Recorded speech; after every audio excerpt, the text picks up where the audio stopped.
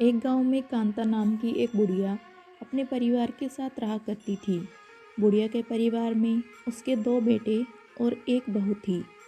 कांता के बड़े बेटे की शादी हुई। 7 साल हो चुके थे, लेकिन वह अभी तक निसंतान था। कांता की दोनों आंखों में मोतियाबिंद आया था, इसलिए अब कांता को साफ तौर पर दिखाई देना भी बंद हो गया था। कांता बचपन से ही गणेश जी की पुजारिन थी। वह रोज़ सुबह गणेश जी की पूजा करने के बाद ही दूसरे कामों को हाथ लगाती। यह उसका नियम था। गरीबी के कारण उसके घर की हालत भी कुछ ज़्यादा अच्छी नहीं थी। एक दिन उसका बेटा उसे कहने लगा, माँ, इस गांव में करने के लिए कुछ ज़्यादा काम नहीं है। घर का गुजारा भी ठीक से नहीं चल पाता है, इसलिए मैं शहर जाकर कुछ काम करने की सोच रहा हूँ। ठीक है बेटा, तू कमाने के लिए शहर चला जा और तेरा छोटा भाई यहीं रहकर कुछ कर लेगा। हाँ माँ, यही ठीक रहेगा। तभी छोटा बेटा भी आ गया और कहने लगा, भैया, भाभी ने मुझे बताया तुम शहर जा रहे हो काम करने। हाँ छोटे, मैं शहर जाकर कोई काम करूँगा। तुम यहाँ गांव में रहकर माँ की देखभाल करना। ठीक है भैया, आप आराम से शहर जाइए। माँ की फिक्र मत कीजिए, मैं खूब अच्छे से ध्यान रखूँगा। और बड़ा बेटा चला गया। बड़े बेटे की गैर हाजिरी में छोटा बेटा घर की जिम्मेदारी संभालने लगा। छोटे बेटे ने गांव में एक छोटी सी परचून की दुकान खोल ली। वह सुबह से शाम तक अपनी दुकान पर बैठकर दुकानदारी करता और शाम को घर की ज़रूरत का सामान खरीदकर घर लौट आता। ऐसे ही एक दिन की बात है। रात के समय घर के तीनों सदस्य बैठे हुए खाना खा रहे थे, लेकिन कांता को कुछ भी नज़र न आने के कारण वह खाना नहीं खा पा रही थी। कांता का हाथ कभी कटोरी से टकराता तो कभी गिलास से टकराता। सास की यह हालत देखकर बड़े बेटे की पत्नी कहती है, देवर जी, सासू माँ को तो अब बिल्कुल भी कुछ नज़र नहीं आता। इनकी यह हालत मुझसे नहीं देखी जाती। हाँ भाभी, मोतियाबिंद के कारण माँ की आंखों की रोशनी पूरी तरह चली गई है। अब हम इनमें क्या कर सकते हैं। अरे मैं तो कहती हूँ, इन्हें किसी अच्छे से आंखों के डॉक्टर को दिखा दो। क्या पता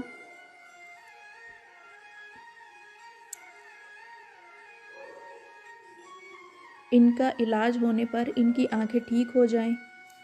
भाभी, काश मेरे पास इतने पैसे होते तो मैं कल ही माँ को किसी डॉक्टर के पास ले जाता।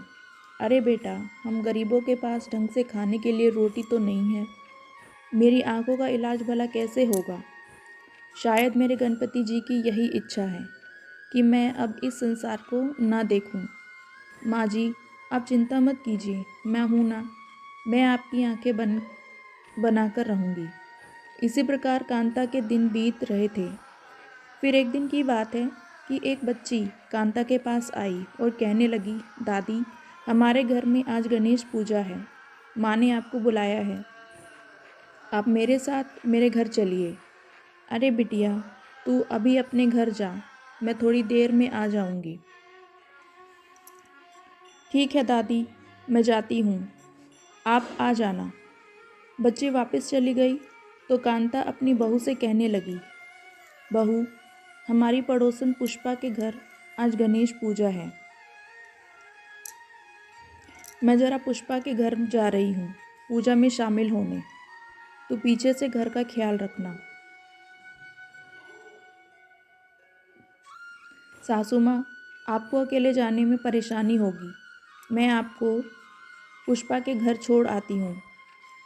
अरे नहीं नहीं बहू, तू अपना काम कर, मैं अकेली चली जाऊँगी। कोई परेशानी नहीं होगी मुझे। और कांता पुष्पा के घर जाने के लिए अपने घर से निकल गई। लाठी लेकर कांता धीरे धीरे पुष्पा के घर की तरफ जाने लगी। सड़क में एक गड्ढा था और कांता का पैर गड्ढे में पड़ गया तो कांता धड़ाम से नीचे गिर गई।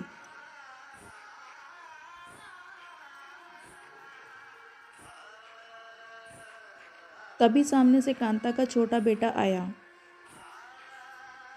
वो उसे कहने लगा, अरे माँ, तुम इस गड्ढे में कैसे गिर गई? मैं पुष्पा के घर गणेश पूजा में शामिल होने जा रही थी कि इस गड्ढे में गिर पड़ी। फिर बेटा कांता को सहारा देकर वापस घर ले आया।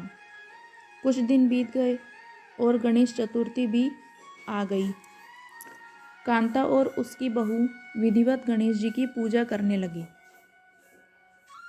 और खीर का प्रसाद बनाकर भूखे बच्चों को खिलाकर पूजा का कार्यक्रम संपन्न किया। फिर रात हो गई। सब लोग अपने अपने बिस्तर पर गहरी नींद सो गए। आधी रात के समय कांता के कमरे में गणेश जी प्रकट हुए और उसको जगाते हुए कहने लगे, उठो, देखो, मैं स्वयं तुम्हारे सामने मौजूद हूँ।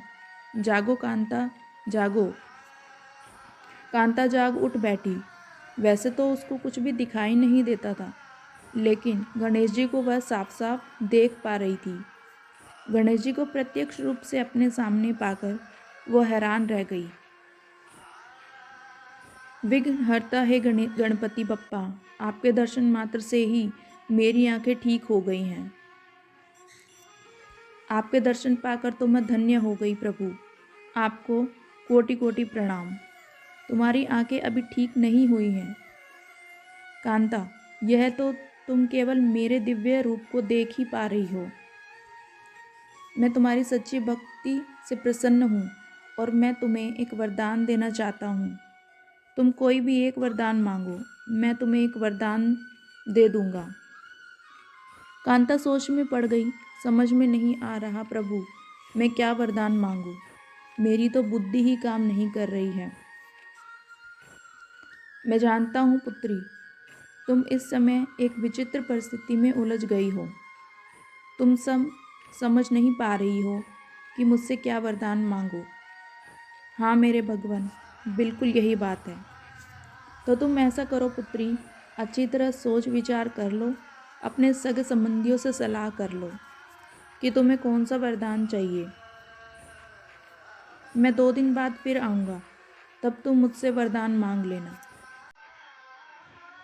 ऐसा कहकर फिर गणेश जी अंतर्ध्यान हो गए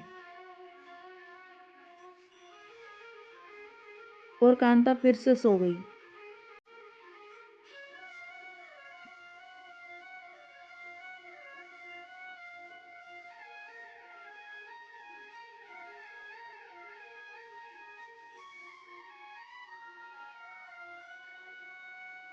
अगले दिन सुबह जागने पर कांता अपनी बहू को गणेश जी के वरदान वाली बात बताती है और बहू से पूछती है, बहू, तुम मुझे बता, मैं गणेश जी से क्या वरदान मांगूं?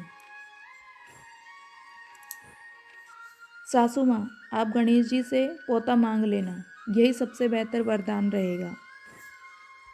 कांता फिर अपने छोटे बेटे से पूछती है, बेटा, रात गणेश जी मुझे दर्शन दे गए। उन्होंने मुझसे कोई भी एक वरदान मांगने को कहा है। तू बता, मैं भगवान से क्या मांगूं? माँ, तुम तो जानती हो, हम लोगों को अच्छा जीवन जीने के लिए धन की बहुत ज़रूरत है, इसलिए तुम गणेश जी से ढेर सारा धन ही मांग लेना। कांता सोच में पड़ गई। बहू अपने मतलब का वरदान मांगने की सलाह दे गई। मेरा बेटा अपने मतलब का वरदान मांगने को कह गया। अब मैं क्या करूं? फिर थोड़ी देर बाद कांता की पड़ोसन पुष्पा कांता से मिलने आई। तो कांता ने पुष्पा को भी सारी बात बताकर कहा, अब तू ही बता मुझे, मैं गणेश जी से क्या वरदान मांगूं?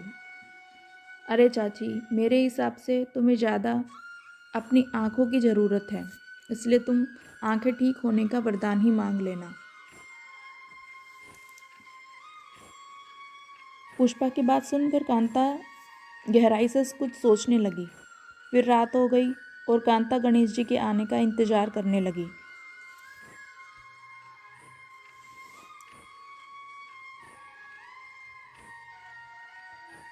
आधी रात के बाद गणेश जी प्रकट हुए और पूछने लगे, हाँ तो कांता बताओ, मुझे तुमने क्या वरदान मांगने के बारे में सोचा है? हे विघ्नहर्ता, मैं आपसे यह वरदान चाहती हूँ कि मैं अपने पोते को सोने के पलंग पर अपनी आंखों से सोता हुआ देखूं। बस यही एक वरदान मुझे दे दो। प्रभु कांता के वरदान मांगने पर गणेश जी मुस्कुराकर कहने लगे, तुम बहुत ही चतुर हो पुत्री।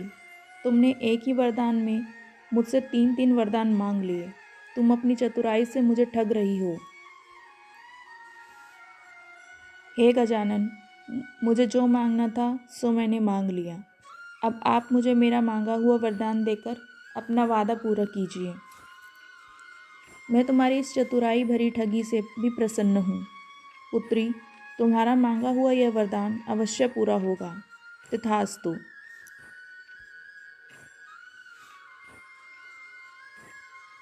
वरदान देकर गणेश जी अंतर्ध्यान हो गए। कांता की आंखों की रोशनी वापस लौट आई और उसका पुराना घर बड़े आलीशान मकान में बदल गया, जो कि सोने के पलंग और कीमती चीज़ों से भरा हुआ है। और कुछ महीनों बाद कांता की बहू को एक सुंदर बेटा हुआ।